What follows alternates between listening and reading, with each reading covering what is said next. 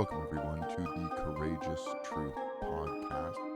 Very special episode today. I want to go over some Washington State House bills and state bills and make you aware of what's happening in Washington State. We have legislation in session, and I want to go through some of those with you. Although it may be tedious, I will go through it very quickly and give you some action points so that your voice can be heard, because our state is worth saving. Before we get into that, I want to share with you a message from one of our ministry partners here from the Washington State Prayer Caucus.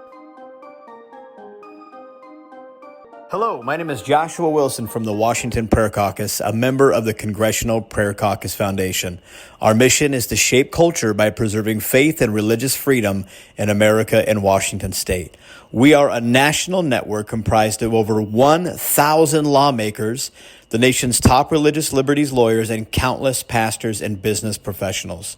For more information on how you can get involved in critical initiatives such as the Legislative Prayer Shield, statewide prayer, our national motto, In God We Trust campaign, and the upcoming Return the Book initiative, a collaboration of those fighting to get the Bible back into schools, visit us at cpcfoundation.com/states/Washington, or email me directly at Joshua@Washington Prayer Caucus. May the Lord strengthen you as you fight to keep faith alive in Washington and America.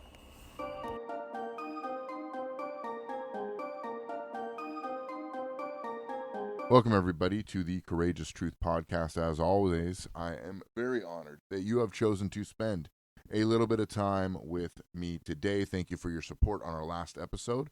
We looked at some of the similarities between the Reichstag fire in 1933 and the January 6th incident at the Capitol. Not an insurrection, a riot possibly, but we took a look at some of the similarities and some of the responses by our, quote, governing leaders, unquote, after that. But today I want to read out of Exodus chapter 12 and verse 29. Now, if you know the story, you're familiar with the story of Exodus. The people of Israel have been enslaved for approximately 400 years, and the Pharaoh of Egypt at the time was a very harsh dictator.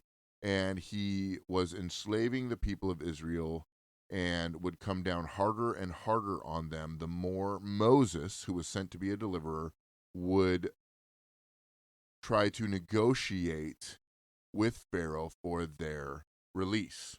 There were 10 plagues, and 9 times out of 10 times, Pharaoh, once the plague hit, Pharaoh refused to let the people of Israel go. There was many plagues. There was frogs, there was locusts, there was blood in the water, there was flies, lice, there was some boils, hailstorms. The list goes on for 9 plagues. You can read about that in the beginning of the book of Exodus.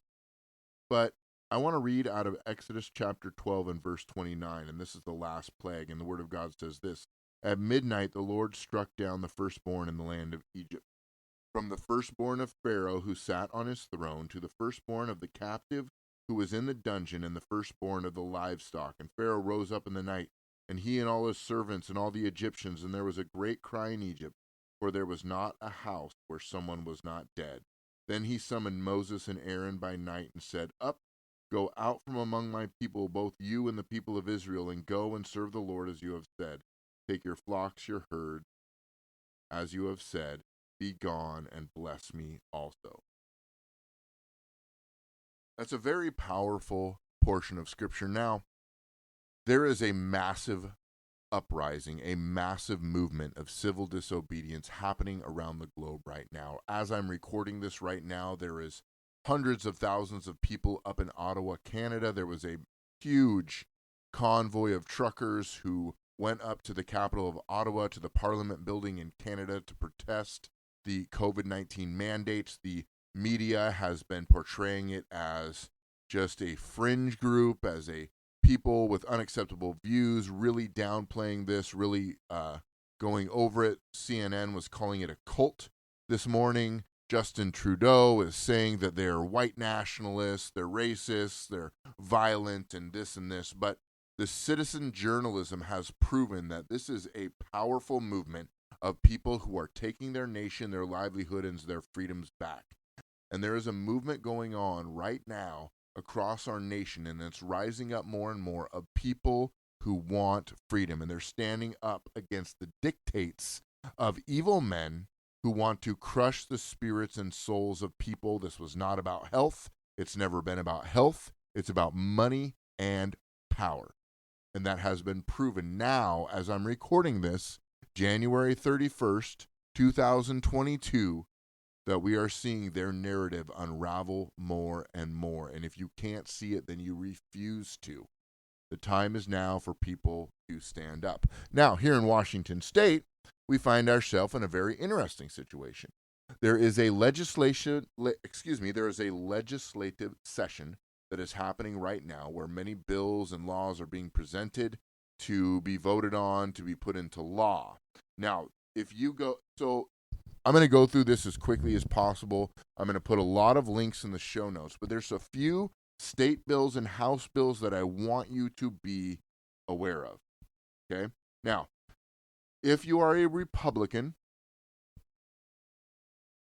houserepublicans.wa.gov is where you need to go to email all your representatives. And if you're not a Republican, go to the Democratic House. And if you're someone like me who doesn't trust either of them, you need to go to both websites and email all of them with your concerns. Okay? Now, if you go to leg.wa.gov, you will go to the Washington State Legislation website. If you go to the menu and hit bill information, you can go to that and very simply read about every bill that is being proposed during this legislation session. Okay? Now, there is a couple I'm going to read off. There's many more that are concerning, but these are just a few. Here's what we need to do. We need to be empowered as people, that we need to realize that our voice is the voice that shapes the law. We can't just let legislation happen without our voice being heard. Washington State is too important, too wonderful of a place to live to allow greedy and power-hungry bureaucrats on both sides of the aisle run rampant with their jurisdictions and whatever it is they want to pass, okay? So I'm going to run through this very quickly, and then I will empower you to take action. Now, we have House Bill 1772. This is one of the biggest ones maybe in Washington State history, and this is limiting the governor's emergency powers to 60 days. We have seen Jay Inslee have emergency powers for almost 2 years, and we have seen how he has ruined our state, ruined small business, ruined livelihoods, fired people from their jobs, caused unbelievable chaos and havoc and pressure on the healthcare system with his emergency powers. He is just a crazy dictator that must be stopped, and the power has gone to his head. And you have got to, as a citizen, voice your approval of House Bill 1772. Now, along with that, there is a state bill, 5909, that requires all legislative involvement on governor's declarations during a crisis. So 10 years from now, the governor has emergency powers for 60 days. We want the legislation to be involved. Whether they're in session or out of session, they can call a special session. This is very important because we don't want a governor with unlimited power. There needs to be checks and balances in the power of our state. We can't let, because absolute power corrupts absolutely, and we have seen that. Now, we also need to vote no on House Bill 1772. So we need to approve the previous two bills that I just talked about, but we need to say no on 1727. And that would delay the right for people to vote. And how many limits, it limits basically how often you can vote for initiatives and referendums. We should have unlimited voting rights on any initiative or any referendum to anything in our state. This is a state for the people, and we don't want any limits on it. Okay? Now, we also need to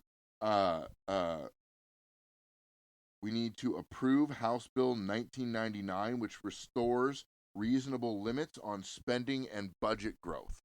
The basic thing is, we had some major budget issues with unemployment a couple years ago. There was, $9 million lost, and we have a huge surplus here in Washington State.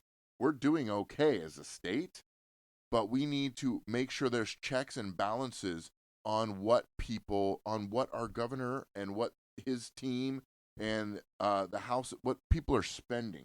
So we need to make sure that we approve that.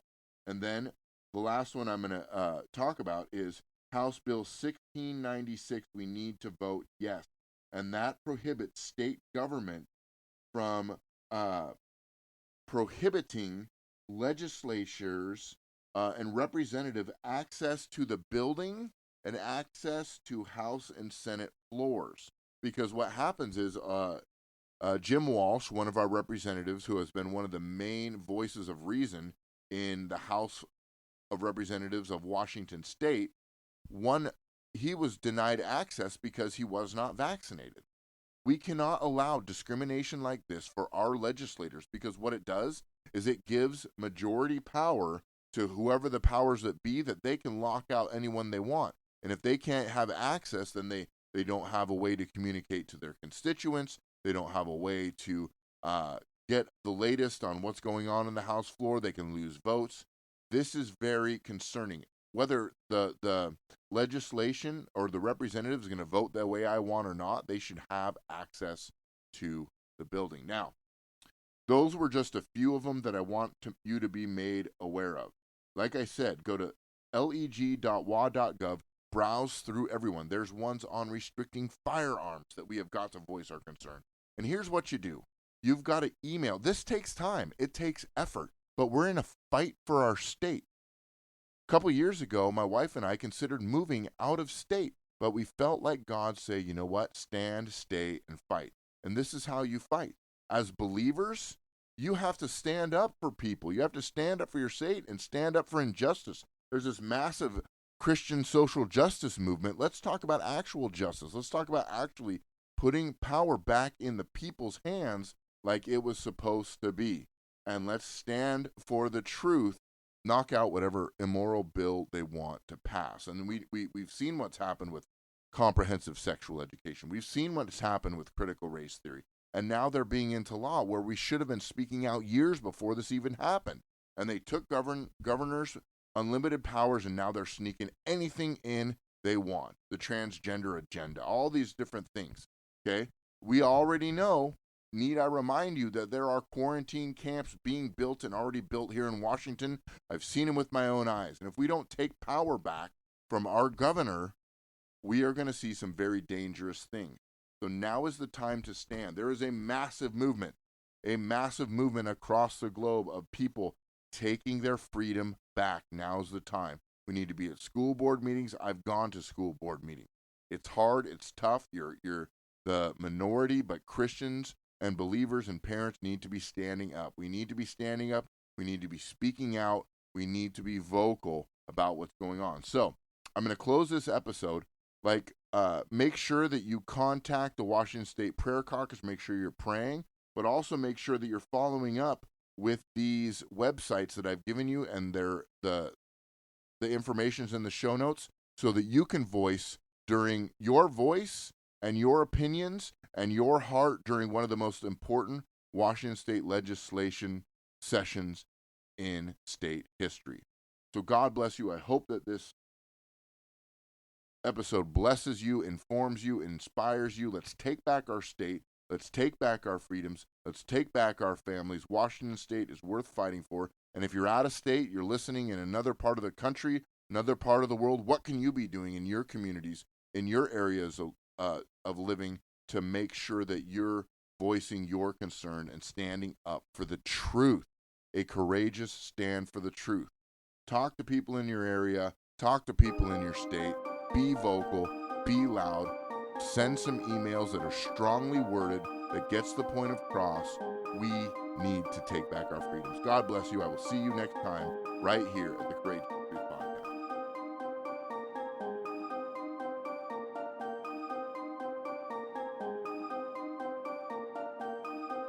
Thank you for tuning in to the Courageous Truth Podcast. We live in a world that is in desperate need of courage and in desperate need of truth.